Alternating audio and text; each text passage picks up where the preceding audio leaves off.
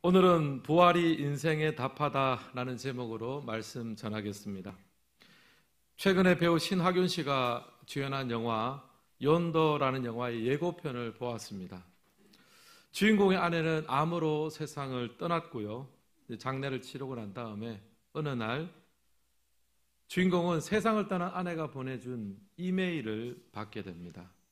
아마 예약을 걸어 놓아서 그렇게 메일을 보냈거니 했는데 예약 메일이 아니었습니다. 알고 보니까요, 아내는 자기가 죽기 전에 어떤 회사를 통해서 자신의 전체 기억을 어떤 가상의 저장 장치에 다 옮겨 넣었습니다. 그러니까 사람은 죽었지만 그 사람이 가지고 있던 기억 전체는 컴퓨터 저장 장치에 다 기록이 되어 있었던 겁니다. 그리고 그 저장된 아내의 기억이 남편에게 메시지를 보낸 거예요. 마치 산 사람처럼 그렇게 보냈습니다. 이것은 다 이제 가상의 상황입니다. 이 영화에서 인간은 어떤 존재로 비춰지고 있습니까? 인간은요, 기억의 모험입니다. 기억이 사라지지 않고 보관되는 한 인간은 죽지 않고 영원한 삶을 살게 된다. 그런 이야기를 하고 있더라고요. 제가 이 영상을 보면서 참 사람들이 생명, 이 영원한 생명에 대한 그런 관심들이 많이 있구나, 그런 생각을 했습니다. 고대에는 진시황이 불로초를 찾으러 온 세상을 찾아 헤맸고요. 오늘날에는 또 많은 사람들이 컴퓨터와 과학 문명을 통해서 현대판 불로초를 찾고 있다라는 생각을 하게 되었습니다. 여러분, 오늘 읽은 이 말씀에 보면 이제 고린도전서 15장입니다. 부활장이라고도 합니다.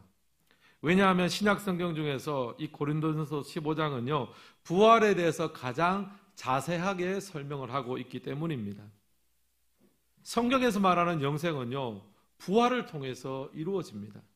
그리고 부활은요, 육체의 부활을 의미합니다. 온 세상을 창조하신 하나님께서 우리 성도들에게, 하나님을 믿는 백성들에게 영생의 부활을 약속해 주셨습니다. 그런데 이 약속하신 영생은요, 어떤 기억 장치에 우리의 기억을 저장해 놓는 것이 아닙니다. 어떤 정신이 보관되는 것도 아닙니다. 완전히 새롭게 창조하신 부활의 몸을 옷 입게 되고 그 가운데 영원한 생명을 누리게 될 줄을 믿습니다. 근데 이 지점에서 어떤 분들은 이제 고민을 하시겠죠. 예수님께서 좋은 말씀 많이 하신 것도 알겠고 또 선한 일 많이 하신 것도 알겠는데, 그런데 죽은 자가 부활한다는 것은 믿기가 어렵습니다. 그렇게 고민하시는 분도 있을 거예요. 왜냐하면 자연 법칙에 어긋나기 때문입니다. 그런데 저는 정반대의 생각을 하고 있습니다. 하늘과 땅을 만드시고 그 모든 것 가운데 생명을 허락하신 하나님께서 어떻게 사람 하나 부활시키지 못하겠는가? 자연 법칙뿐 아니라 초자연과 영적 세계까지 다 창조하시고 주장하시는 하나님께서 어떻게 자연 법칙에만 묶여져 계시겠는가? 우리가 창조주 하나님에 대한 신앙 고백을 하면서 부활을 믿지 못하는 것은 그 자체가 넌센스입니다. 그 사람은 하나님을 믿는 것이 아니라 자기의 논리와 생각을 믿고 있는 것이에요. 옛날에 불트만이라는 신학자가 있었습니다. 굉장히 똑똑한 사람이었습니다. 불트만이라는 신학자는 부활을 교회의 창작물로 여겼습니다. 부활이 역사적인 사건이 아니라 예수님을 따르고 믿었던 후대의 사람들이, 후대의 초대교회 사람들이, 성도들이 신앙 고백 차원에서 했다는 거예요. 불트만은 굉장히 똑똑한 사람이었지만 자신의 논리와 이성 안에서만 하나님을 믿었습니다. 자기가 볼 때 이치에 맞지 않다고 생각하는 것은 다 잘라버렸어요. 성경이 반의 반토막으로 나버렸습니다. 그는 하나님의 세계 안에서 들어가서 누리면서 하나님과 함께 신앙생활을 한 것이 아니라 자신의 이성이라는 그 작은 주머니 안에 하나님을 구겨 넣으려고 했습니다. 결국은 실패했죠. 여러분, 오늘 우리가 읽은 성경은 우리에게 말하고 있습니다. 부활은요, 교회가 생기기 이전에 예수님께서 이미 약속하셨다라고 선포하고 있습니다. 요한복음 11장 24절에서 25절 말씀 같이 한번 읽겠습니다. 예수께서 이르시되 나는 부활이요 생명이니 나를 믿는 자는 죽어도 살겠고 무릇 살아서 나를 믿는 자는 영원히 죽지 아니하리니 이것을 내가 믿느냐? 아멘. 예수님은 처음부터 부활에 대해서 말씀하셨습니다. 심지어 내가 바로 부활이고 내가 바로 영원한 생명이다, 그렇게 강조까지 하셨습니다. 결국 부활은요, 초대교회 성도들의 창작물이나 신앙 고백이 아닙니다. 그 이전부터, 아니 구약에서부터 하나님께서 약속하신 구원의 절정이며 구원의 완성입니다. 여러분, 우리가 지금 살펴보고 있는 고린도전서, 이 고린도 교회가 많은 분쟁과 다툼이 있었다고 말씀드렸습니다. 제가 보니까요, 부활에 대한 소망이 희미해져서 분쟁과 다툼이 생기는 것 같아요. 온통 이 세상의 관점에서만 내가 다 누리고 다 얻어내고 다 이기려고 하니까 결국에는 시기하고 분쟁하는 것 외에는 대안이 없습니다. 그래서 사도 바울은요, 고린도전서의 마지막 부분에 이르러서 다시 한번 부활에 대해서 강조를 하고 있습니다. 예수님의 부활, 그리고 성도의 부활이 이 세상을 살아가는 우리 모두에게 큰 위로와 해답이 되시기를 주님의 이름으로 축복합니다. 여러분 보십시오. 우리가 부활을 바라보며 살아가야 되는데 우리가 살아가는 이 세상이 얼마나 짧습니까? 길어도 100년이죠. 결국 우리에게 주어진 시간은 소모품입니다. 지금 이 시간도 시간이 째깍째깍 흘러가고 있습니다. 사라지고 있습니다. 우리는 주어진 그 시간을 잘 소비하고 활용해서 부활의 주님을 만나야 합니다. 저는 이 말씀을 이런 관점에서 살펴보면서 부활이 성도에게 말해주는 바를 3가지로 정리해 보았습니다. 첫 번째, 부활이 성도에게 말해주는 것은요, 약속의 하나님을 끝까지 바라보라 라는 사실입니다. 1번 함께 읽겠습니다. 약속의 하나님을 끝까지 바라보라. 3, 4절 말씀도 함께 읽겠습니다. 내가 받은 것을 먼저 너희에게 전하였노니 이는 성경대로 그리스도께서 우리 죄를 위하여 죽으시고 장사 지낸 바 되셨다가 성경대로 사흘 만에 다시 살아나사. 아멘. 여기 보면 성경대로라는 말이 반복되어 나옵니다. 성경대로 우리 죄를 위해서 죽으시고 성경대로 다시 살아나사 강조됩니다. 반복되죠. 예수님의 죽으심과 부활은요, 우연히 우발적으로 일어난 사건이 아니라는 말입니다. 이미 구약 성경에 다 예언되어져 있고요, 하나님은 자신의 약속에 따라 예수님을 이 땅 가운데 보내셨고 예수님께서는 성경대로 죽으셨고 성경대로 부활하셨습니다. 하나님은 약속을 지키시는 분이세요. 그래서 우리가 성경을 신약 구약 그렇게 하지 않습니까? 오래된 약속, 새로운 약속. 성경은요, 하나님의 약속이시고 하나님은 그 약속을 반드시 지키십니다. 갈라디아서 4장 4절도 이렇게 선포합니다. 제가 한번 읽겠습니다. 때가 참에 하나님이 그 아들을 보내사 여자에게서 나게 하시고 율법 아래서 나게 하신 것은, 여기 보면 때가 참에라고 하죠. 때가 참에 하나님께서 예수님을 이 땅 가운데 보내셨다라는 말입니다. 주님이 오심도 십자가에 달리심도 부활하심도 그냥 우연하게 일어나지 아니고 때가 참에 하나님의 계획과 의도하심과 일하심 속에서 세밀하게 조율되었다는 말입니다. 마침내 때가 참에 하나님은 자신의 약속하신 바를 성취하시고 이루셨습니다. 여러분, 구약 성경을 한번 보세요. 하나님은 이스라엘 백성들과 언약을 맺습니다. 약속을 합니다. 내가 너의 하나님이 되어주겠다. 내가 너를 보호하겠다. 내가 너를 축복하겠다. 약속하세요. 동시에 이스라엘 백성들도 하나님하고 약속합니다. 예, 제가 하나님을 신실하게 믿겠습니다. 다른 신들을 두지 않겠습니다. 그렇게 약속을 하는데요. 근데 그 쌍방간의 약속은 어떻습니까? 항상 깨어집니다. 누구에 의해서 깨어집니까? 사람들에 의해서, 이스라엘 백성들에 의해서 깨어집니다. 하나님은 그 깨어질 수밖에 없는 불안불안한 약속을 끝까지 지켜내고 끝까지 붙들어 보려고 애를 쓰세요. 선지자를 보내시면서 여호와께 돌아오라 간절하게 애타게 백성들을 부르십니다. 하나님은 약속을 하시고 지키시는 분이십니다. 사랑하는 성도 여러분, 우리가 살아가는 세상은요, 굉장히 변화가 많고 흔들리는 세상입니다. 여러분, 변화가 많고 흔들리는 세상 속에서 무엇을 붙들고 살아가시겠습니까? 어제까지는 분명히 굉장히 가치가 높았던 것인데 오늘 아침에는 가치가 뚝 떨어질 수도 있고요. 또 어제까지는 건강했는데 오늘부터는 병에 걸릴 수도 있습니다. 여러분, 이것이 인생입니다. 세상은 변하고 믿을 수가 없습니다.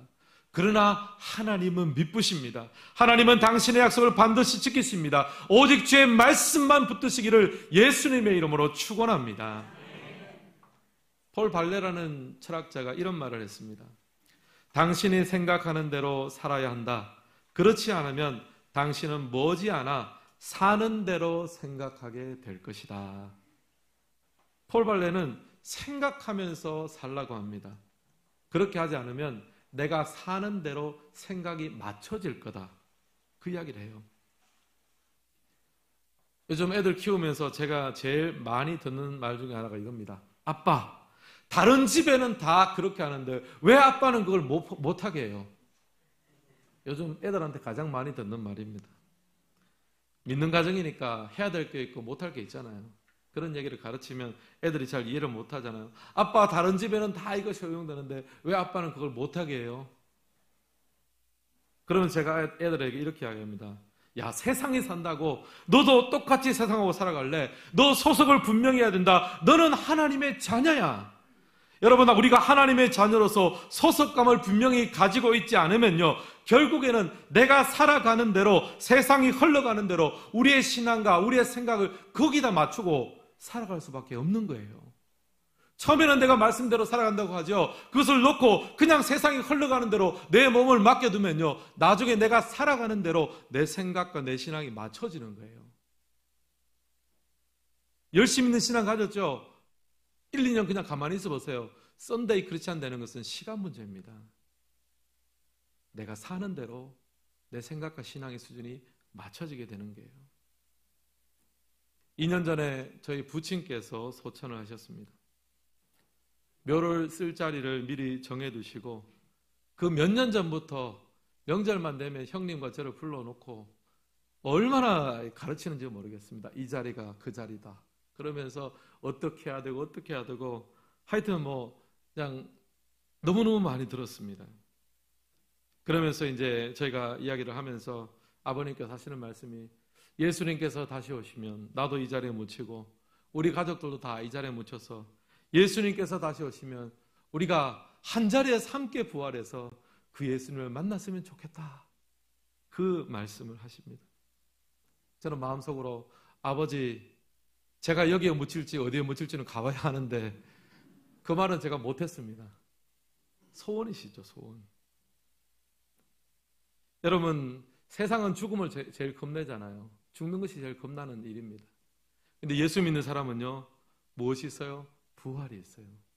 부활이 있기 때문에 죽음을 이야기하는 자리에서도요, 얼마나 당당한지, 얼마나 소망이 있는지, 얼마나 힘이 있는지 몰라요.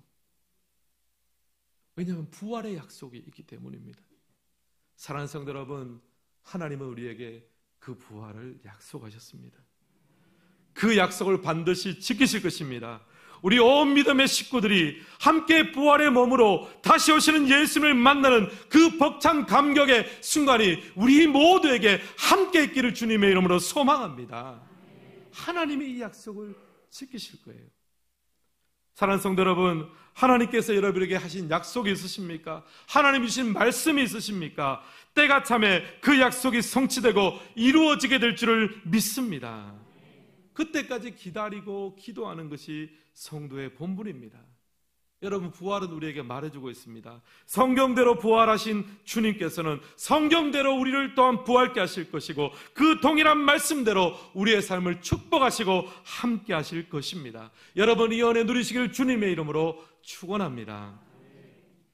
두 번째 부활이 성도들에게 말해주는 것이 있습니다. 예수의 증인으로 살아가라 요청하십니다. 2번 함께 읽겠습니다. 예수의 증인으로 살아가라. 5절에서 7절 말씀도 함께 읽겠습니다.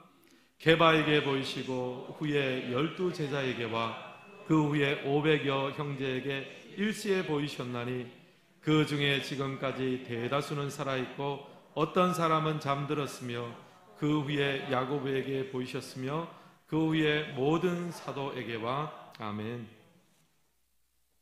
여기 보면 예수님께서 부활하신 이후에 만났던 사람들을 기록해 놓고 있습니다. 먼저는 게바 베드로를 만나셨고요. 또 그 다음에는 12 제자들을 만나셨다. 그 이야기를 합니다. 그리고 500여의 형제를 일시에 만났다. 12 제자보다는 더 큰 그룹입니다. 500여 형제들을 일시에 만나셨습니다. 그리고 사도 바울이 고린도전서를 기록하던 이때까지 그 예수님을 만나보았던 사람들 중에 대다수는 여전히 생존해 있었습니다. 이들이 부활의 확고한 증인들이었습니다. 사도행전 1장 8절에서도 이렇게 이야기합니다. 오직 성령이 너희에게 임하시면 너희가 권능을 받고 예루살렘과 온 유다와 사마리아와 땅끝까지 이르러 내 증인이 되리라 하시니라. 예수님께서 승천하시기 직전에 유언처럼 하신 말씀입니다. 땅끝까지 이르러 무엇이 되라 하십니까? 내 증인 되라 말씀하셨습니다. 사랑하는 성도 여러분, 부활하신 주님은요 우리에게 요청하세요. 증인으로 살라 요청하십니다. 제가 성경사전을 찾아보니까요 증인에 대해서 이렇게 정의되어 있습니다. 제가 한번 읽겠습니다. 증인, 자신이 직접 목격한 사건에 대하여 증언하기 위하여 부름받은 사람. 구약 성경을 보면요 땅을 사고 팔거나 결혼할 때, 언약을 체결할 때도 증인이 필요했다. 여기 보면 증인의 조건이 나옵니다. 자신이 직접 목격한 것에 대해서만 증언할 수 있어요. 그러니까 본 것이 있어야 증인이 될 수 있습니다. 그리고 본 것에 대해서 말할 수 있어야, 말할 수 있는 용기, 표현할 수 있어야 증인이 될 수 있습니다. 아무리 본 것이 많고 경험이 많아도 표현 안 하면 증인이 될 수가 없는 거죠. 제가 지난 주간에 이제 기도 주간을 다녀왔습니다. 경기도 광주에 있는 소망수양관이라는 곳을 다녀왔는데요. 서울에 있는 소망교회에서 운영하는 기도원입니다. 지은 지는 꽤 되는데 최근에 리모델링을 해서 시설이 아주 깨끗하고 아름다웠습니다. 직원들도 굉장히 친절합니다. 큰 교회가 좋은 수양관을 지어놓고 한국교회 오픈해서 누구나 다 사용할 수 있게 해놓으니까 제가 참 고맙다는 마음이 들었어요. 게다가 목회자 할인 제도도 있더라고요. 굉장히 고마웠습니다. 제가 거기 있는 동안 그 시설을 이용하면서 하나님 이 소망교회를 축복해 주십시오. 왜냐하면 이 크고 정말 아름다운 시설을 만들어 놓고 누구든지 와서 물론 소정의 돈을 들어야 되지만 사용할 수 있게 하는 거 얼마나 감사합니까? 제가 너무 좋았던 것 같아요. 그래서 거기에 있는 동안에도 굉장히 칭찬을 많이 하고, 그리고 그 시간들을 마치고 교회 와서도 제가 소망수양관의 증인이 됐습니다. 홍보대사가 됐습니다. 왜냐하면 내가 본 것이 있고 누린 것이 있기 때문이에요. 근데 여러분, 제가 증인의 역할 중에 중요한 것이 뭐라고 했습니까? 실제로 증거하는 거예요. 실제로 말하고 표현하는 것이 중요합니다. 아무리 경험한 것이 많아도 표현하지 못하면 아무것도 아니거든요. 제가 이번에 경기도 수도권 지역에 가서 며칠 있어보고 제가 느끼는 것이 있어요. 표현을 잘한다, 그런 생각을 했습니다. 제가 볼 때 여기나 그쪽 사람들이나 마음은 똑같아. 믿음이나 마음은 다 똑같습니다. 근데 우리는 마음이 100이 있으면 우리가 좀 점잖도 해야 되고 여차저차 해야 돼서 조금 빼고 70이나 80% 정도만 우리는 표현하는 것 같아요. 근데 그쪽 사람은 어떻게 됩니까? 마음이 100이면요 120, 130을 표현하는 거예요. 여러분, 전자가 낫습니까? 후자가 낫습니까? 후자가 나은 거예요. 여러분, 표현을 잘해야 증인될 수 있지 않습니까? 하나님께서 우리에게 베풀으신 은혜, 축복, 감사한 것이 있다면 여러분 100을 받았으면 200, 300까지 표현하시기를 주님의 이름으로 축원합니다. 사람에 대한 표현도 마찬가지예요. 표현 안 하고 가만히 두면 뭐가 되겠습니까? 아무것도 아니죠. 소망수양관 이야기 나왔으니까 한 가지만 더 하겠습니다. 인상 깊었던 사람이 있어요. 수유 아저씨예요. 기도원 입구에서 차가 들어가고 나올 때마다 수유 아저씨가 거기서 확인하고 안내를 하는데요. 이분이 군인 출신인 것 같아요. 안내를 하고 인사를 딱 하는데 인사를 어떻게 하는지 아십니까? 경례를 하는 거예요. 거수 경례. 와, 굉장히 멋있어요. 이제 나중에 되면 우리 차가 누구 차인지 알잖아요. 아니까 따로 확인을 안 하고 그냥 수의실에서 나와서 경례만 붙이는 거예요. 수의시기 때문에 저희들하고 뭐 실제적으로 구체적인 얘기를 많이 할 수는 없죠. 하지만 자기가 할 수 있는 표현을 거기서 하는 거예요. 경례 한 번에. 그 경례 동작 하나예요. 안녕하세요. 잘 다녀오셨습니까? 행복하세요. 오늘도 건강하세요. 물론 다 제 사족입니다. 제가 다 해설이에요. 경례 하나에 거기다 표현되는 거예요. 표현하며 사는 것이 증인되며 삶이고, 하나님께서 우리에게 허락하신 은혜와 축복이 있다면, 또 다른 사람들에게 받았던 감사한 것이 있다면, 여러분 묵혀두지 마시고 마음껏 사용하시고 표현하시기를 주님의 이름으로 축원합니다. 반드시 하나님께서 우리에게 베풀으신 은혜와 축복이 있습니다. 아무리 작은 것이라도 놓치지 말고 표현할 때, 우리가 보고 누린 것에 대해서 표현하며 나갈 때 바로 그 삶에 증인된 삶의 은혜와 능력이 있게 될 줄을 믿습니다. 마지막 세 번째로 부활이 성도에게 말해주는 것은요, 나의 나된 것이 은혜임을 고백하라입니다. 우리 3번도 같이 한번 읽겠습니다. 나의 나된 것이 은혜임을 고백하라. 앞서 부활이 우리 성도님들에게 해주는 것을 두 가지로 말씀드렸습니다. 첫째는 약속을 지키시는 하나님을 끝까지 바라볼 것을 이야기합니다.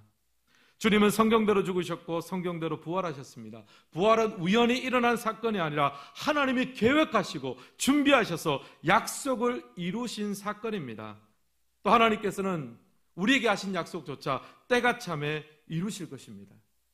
둘째로는요, 부활은요, 예수님의 증인으로 살아갈 것을 우리들에게 요청하고 있습니다. 땅 끝까지 증인되라 하셨습니다. 증인이 되려면 먼저 본 것이 있어야 되죠. 여러분 영안을 열어서 하나님께서 우리에게 주신 은혜와 축복을 자세히 한번 살펴보세요. 반드시 있습니다. 또 본 것에 대해서는 반드시 감사하고 표현하시기를 바랍니다. 그래야 증인된 삶을 살 수 있습니다. 그리고 마지막으로 부활은요, 모든 것이 하나님의 은혜임을 고백하게 하는 능력이 있습니다. 9절에서 10절 말씀을 우리 같이 한번 읽겠습니다. 나는 사도 중에 가장 작은 자라. 나는 하나님의 교회를 박해하였으므로 사도라 칭함받기를 감당하지 못할 자니라. 그러나 내가 나된 것은 하나님의 은혜로 된 것이니 내게 주신 그의 은혜가 헛되지 아니하여 내가 모든 사도보다 더 많이 수고하였으나 내가 한 것이 아니요 오직 나와 함께 하신 하나님의 은혜로다. 아멘. 여기서 바울은 자신을 어떻게 묘사하고 있습니까? 나는 사도 중에 가장 작은 자입니다. 고백합니다. 또 실제로도 그랬습니다. 왜냐하면 태생 자체가 그랬어요. 교회를 핍박하고 행악했던 그런 출신이었기 때문에 그 사람이 지금 사도가 돼서 교회를 세우고 복음을 전파한다, 있을 수 없는 일이죠. 바울의 마음속에서는 내가 부득불 지금 하나님께서 나를 택하셔서 사도가 되었지만 나는 정말 자격이 없는 사람이다. 바울은 마음속에 사도의 순위를 매겨두었습니다.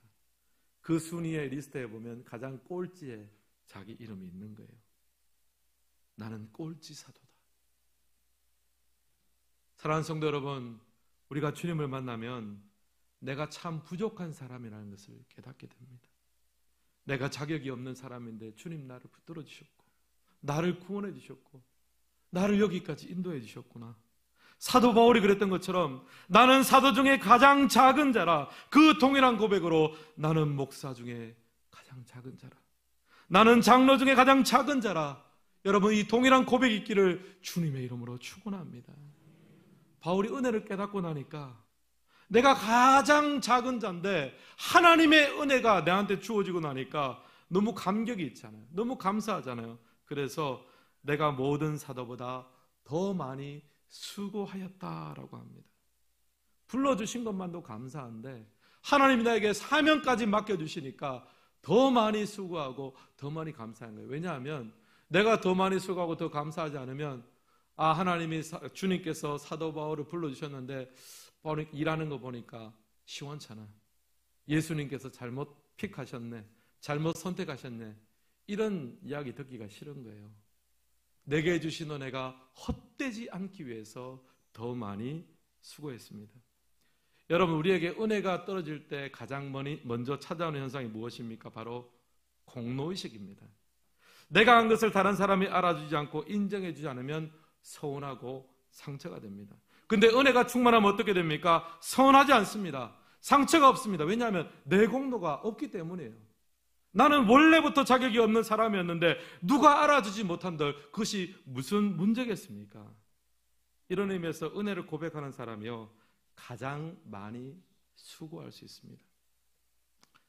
지난주에 기도 주간으로 제가 지냈다고 말씀을 드렸는데 모처럼 동료 목사님들과 함께 그 시간을 보냈습니다. 그래서 목회 계획도 같이 짜고 함께 기도하는 시간도 보냈습니다. 다들 자신의 자리에서 열심히 사역을 하고 있었습니다. 근데 그 중에 한 목사님과 좀 대화를 나누게 됐습니다. 그 목사님이 내년에 이제 안식년을 가시게 됐다라고 하시더라고요. 그래서 제가 좀 부럽기도 하고 궁금하기도 해서 여쭈었습니다. 그래서 얼마를 쉬시느냐 여쭤보았습니다. 그러니까 그 목사님이 하시는 말씀이 1년을 쉰다라고 말씀하시더라고요. 그래서 제가 다시 물었습니다. 요즘 이런 상황에 1년을 쉰다는 것이 좀 부담스러울 수도 있는데 어떻게 1년을 쉬게 되었습니까? 라고 물어보았습니다. 그랬더니 하시는 말씀이 저는 지난 6년 동안 전력을 다해서 목회를 하다 보니까 목사님 저는 이제 더 이상 달려갈 힘이 없어요. 그분 표현대로 죽도록 달려왔기 때문에 이제 나는 죽지 않기 위해서 1년을 쉬어야 되겠습니다.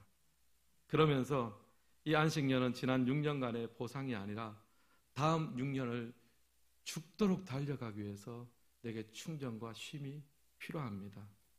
그 얘기를 하시더라고요. 근데 제가 그 목사님을 굉장히 잘 압니다. 누가 봐도 힘든 교회에 가셔가지고 교회를 안정시키고 이제 조금씩 성장하고 있어요. 근데 그 과정에서 보니까 많은 희생이 있었습니다. 그야말로 죽도록 달려온 거예요. 건강이 상하고 피로가 누적되었습니다. 아니 이렇게 힘들기까지 왜 달려오셨냐라고 하니까 하나님의 은혜가 있으니까 수고가 수고인 줄 모르고 왔다는 거예요. 6년 지나서 뚜껑을 열고 돌아보니까 건강이 이렇게까지 힘든 줄은 나도 몰랐다. 은혜의 힘이 그 아픈 것을 이기게 했다라고 표현을 했습니다. 저도 이 기도 주간 지나는 동안 처음 이틀 동안은 이상하게 몸이 많이 아팠습니다. 원래 생각에는 좀 쉬면은 컨디션이 굉장히 좋아지지 않을까 생각했는데 이상하게 몸이 아프고 힘들었습니다. 가만히 생각해 보니까 교회 사역을 하면서 긴장하고 있던 몸이 긴장이 풀려지니까 이것저것 몸이 아파오지 않는가 그 생각을 했습니다. 여러분 은퇴하시면 그렇잖아요. 은퇴하기 전에 열심히 하다가 은퇴하면 그때부터 아파오는 거 아닙니까? 사실 아프지 않은 것이 아니라 아픈 것을 미루면서 살아오는 것이죠. 은혜의 힘이 아픔의 힘을 능가하고 있었던 것입니다. 사랑하는 성도 여러분, 우리가 하나님의 부활에 함께 동참하는 자로서 하나님의 많은 은혜를 누리고 있다면 여러분 그 하나님의 은혜의 힘이 이 세상에 있는 많은 힘들보다 우리를 주장하고 우리를 다스리는 그 어떠한 힘보다 더 능가하는 힘과 능력이 될 줄을 믿습니다. 여러분 올해 교회표가 서로 사랑하라 이잖아요. 제가 표에 대해서 생각을 하고 아내와 이야기를 나누는 중에 와이프가 제게 이런 말을 했습니다. 여보, 당신이 교회를 사랑하는 것보다 교회가 당신을 더 사랑하는 것 같아요. 와, 촌철살인의 말 아닙니까? 제가 이런 아내와 살고 있습니다. 마음에 감동도 되고 찔림도 되었습니다. 저는 원래 사랑받을 만한 자격이 없는 사람인데 직분을 감당할 만한 능력이 없는 사람인데 이렇게 주님께서 세워주시고 많은 성도님들의 사랑을 받게 하셨습니다. 그래서 제가 그 이야기를 듣고 그때 하나님 앞에 기도했습니다. 하나님, 이제부터 제가 하는 모든 사역, 모든 인간관계에서 그 어떠한 공로의식이나 그 어떠한 상처나 서운함도 제가 거절하겠습니다. 하나님 주신 은혜가 제게 족합니다. 사랑하는 성도 여러분, 하나님께서는 부활의 능력과 은혜를 우리에게 허락하여 주셨습니다. 우리는 주님의 부활을 받아 누릴 수 있을 만한 자격이 없는 사람들입니다. 그러나 주님께서 우리를 자녀 삼아주시고 부활의 약속을 성취하여 주실 줄을 믿습니다. 그 은혜와 감격이 우리 삶의 능력과 동력 되시기를 주님의 이름으로 축복합니다. 오늘 말씀을 마무리하겠습니다. 부활이 인생의 답합니다. 약속을 반드시 지키시는, 그 부활의 약속을 지키시는 하나님을 끝까지 바라보십시오. 그리고 부활의 주님의 증인으로 살아가시길 바랍니다. 마지막으로 나의 다 된 것, 하나님의 은혜를 고백하며 한량없는 은혜, 갚을 길 없는 은혜, 그 은혜의 물결 속에 이 믿음의 경주를 끝까지 달려나가시기를 예수님의 이름으로 축원합니다.